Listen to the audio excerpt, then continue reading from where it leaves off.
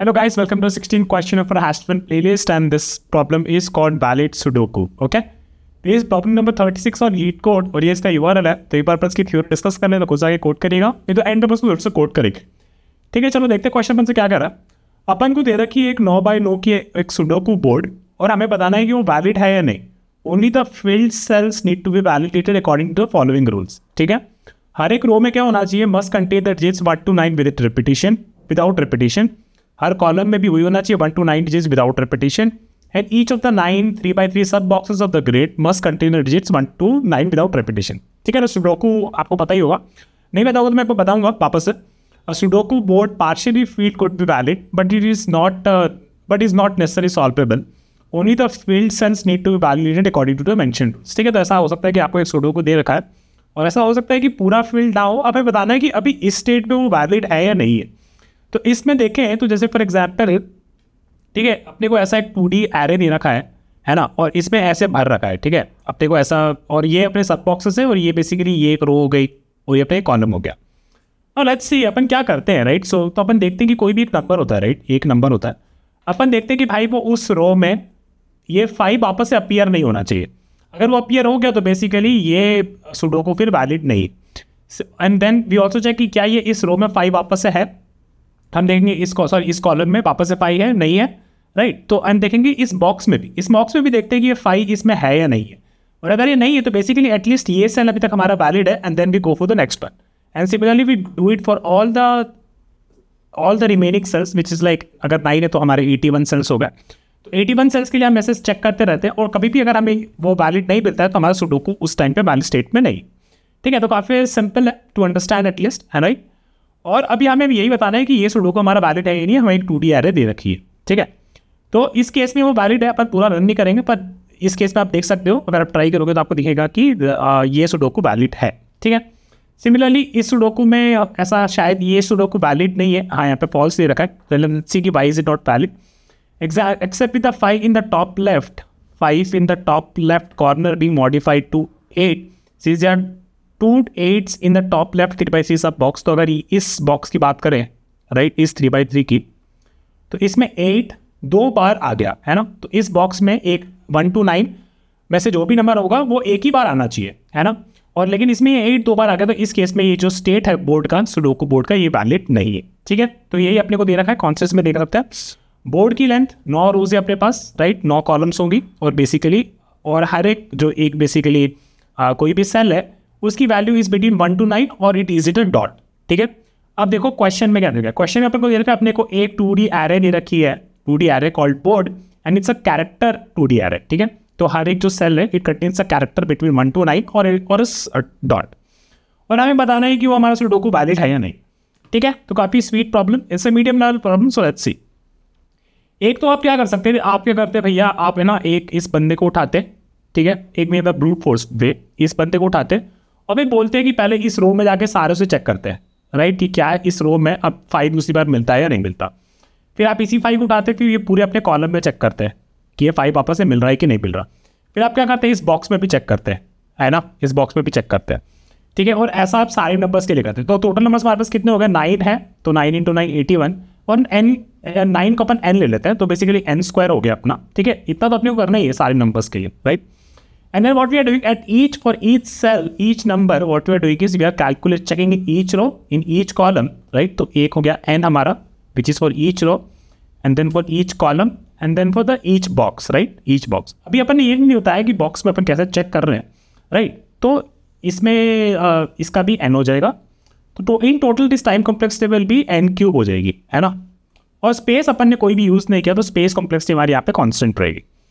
ठीक है, लेकिन n³ थोड़ा सा भद्दा सा लग रहा है. अपन क्या बेटर कर सकते हैं उसके बारे में सोचते हैं. ठीक है, again what we are looking at is एक एनी सेल पे, कोई भी सेल पे अगर हमें कोई नंबर मिल जाता है तो हम ये चेक करते हैं कि वो उस रो में, उस कॉलम में, और वो जिस बॉक्स में है, राइट, उस बॉक्स में, इन 3 में अगर ये सेल, ये जो नंबर है, अगर ये अपीयर नहीं होता है तो इसका मतलब है कि ये सेल वैलिड है. और हमें ये पता करना है कि ये सारे सेल्स के लिए अगर हम भी कर सकते हैं कि हाँ सारे सेल के लिए वैलिड है, तो ये करंट जो हमारा स्टेट था बोर्ड का, ये हमारा वैलिड है. ठीक है, तो ये तो हमारा n³ हो गया. क्या हम इससे भी बेहतर कर सकते हैं, चलो उसके बारे में सोचते हैं. और एक्चुअली हम कर सकते हैं. Let me tell you how.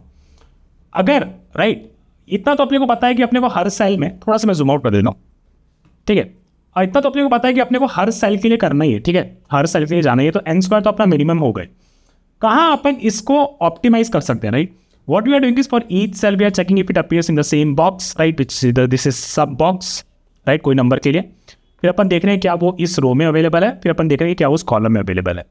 अगर ये लुकअप जो है मेरा, राइट, अगर मेरे को कोई बता दे भाई कि ये रो में ये नंबर अपीयर करता है कि नहीं एकदम कॉन्स्टेंट टाइम में, या फिर इस कॉलम में कॉन्स्टेंट टाइम में और बॉक्स में कॉन्स्टेंट टाइम में, तो मेरा क्या हो जाएगा, मेरा टाइम कॉम्प्लेक्सिटी हो जाएगा big of n square, right. और वो अपने चाहते थे करना कि ऑप्टिमाइज करना चाहते थे बेटर, और n स्क्वायर तो अपना मिनिमम लगने वाला है ही, क्योंकि अपन को सारे नंबर्स चेक करने हैं ही, है ना। तो मैं क्या करूँगा, अपन क्या करेंगे, अपन 9 सेट बना लेंगे रो के, ठीक है, अपने 9 सेट बना ली रो की, 9 सेट बना लेंगे अपन कॉलम की, और 9 सेट अपन बना ले बॉक्स की, ठीक है, और अपने सेट में पूछते रहेंगे, ठीक है। अगर मान लो कि ये 9 सेट है ना अपने पास, तो इसका इंडेक्स हो जाएगा 0 1 2, 9 सेट रोज की, राइट।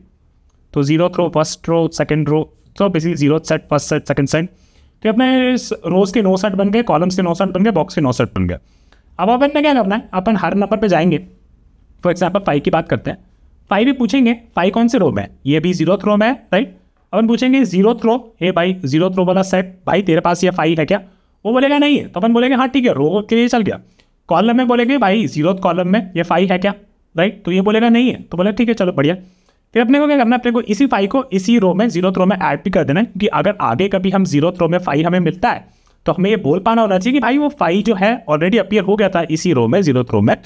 अगर यहाँ पे 5 होता तो अपन बोल पाना होना चाहिए ना कि भैया ये 0th रो में ऑलरेडी 5 पर अपीयर हो गया था, इस केस में हमारा सुडोकू का जो स्टेट है वो इनवैलिड होगा।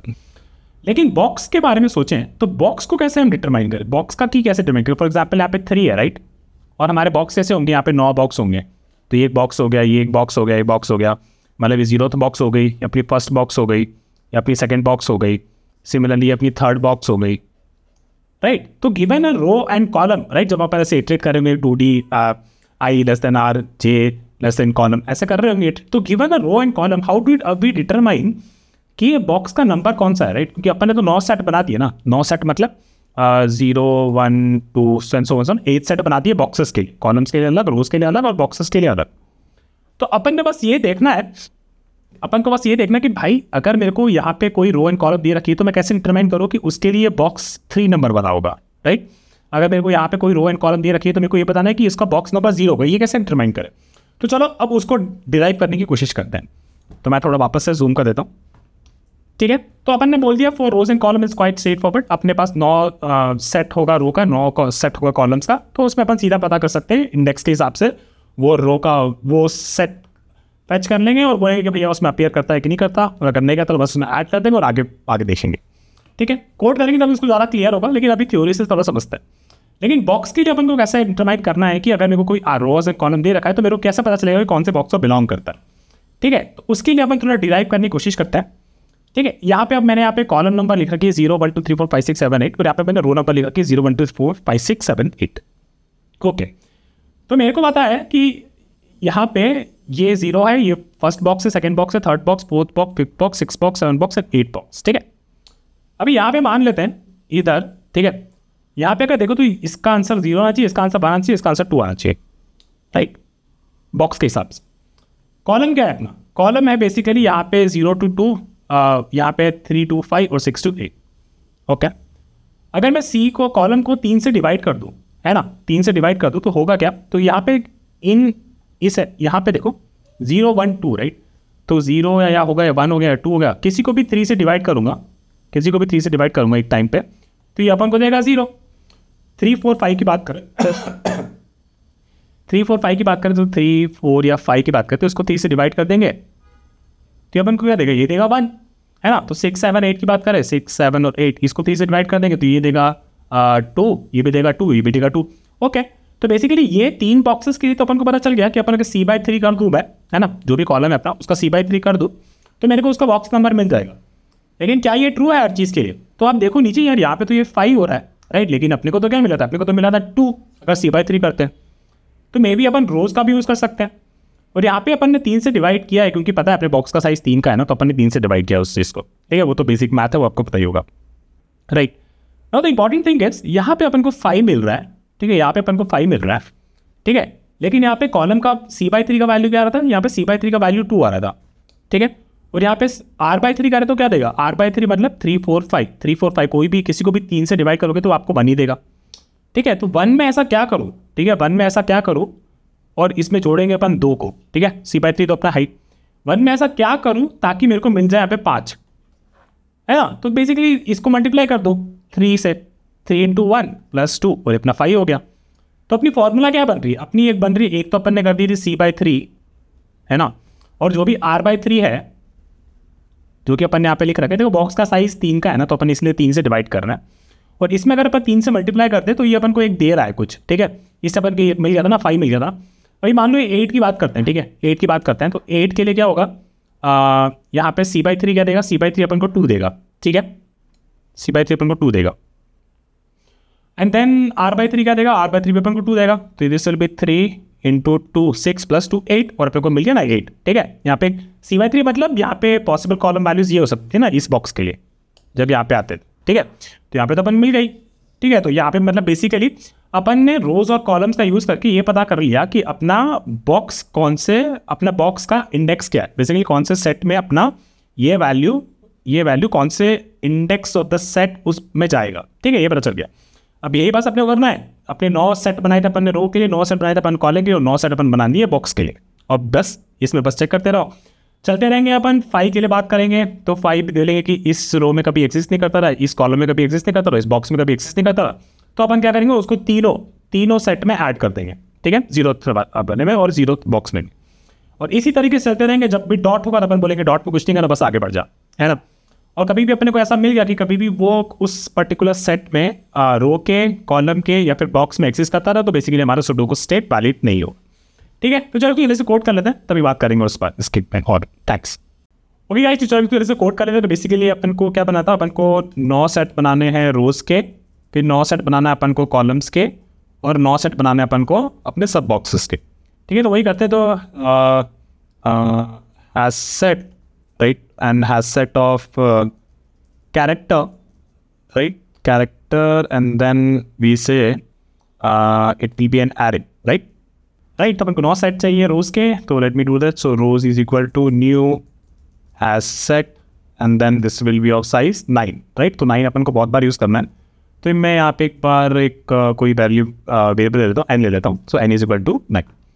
तो अपन ने 9 हैज सेट यहाँ पे इनिशियलाइज कर लिए, और ये अपन कॉपी कर लेते हैं। Will do the same for boxes and columns as well, okay. This will be calls and this will be boxes, okay. So this is just a reference variable. Now we have to initialize it. So for int I is equal to 0, I less than n, and then I plus plus, okay. So the rows of I, this should be a new has set of character, right. Similarly we will do for calls as well. Calls of I is equal to new as set of character, and then also for boxes of I is equal to new as set of character, ठीक है। तो अपना ये proper set space और allocation और initialisation हो चुका है। अब क्या करेंगे, अपन पूरा बोर्ड पे चलेंगे। So for int r is equal to 0, right, for each row. So this will be board dot length and then r plus plus, and then for int c is equal to 0, c is less than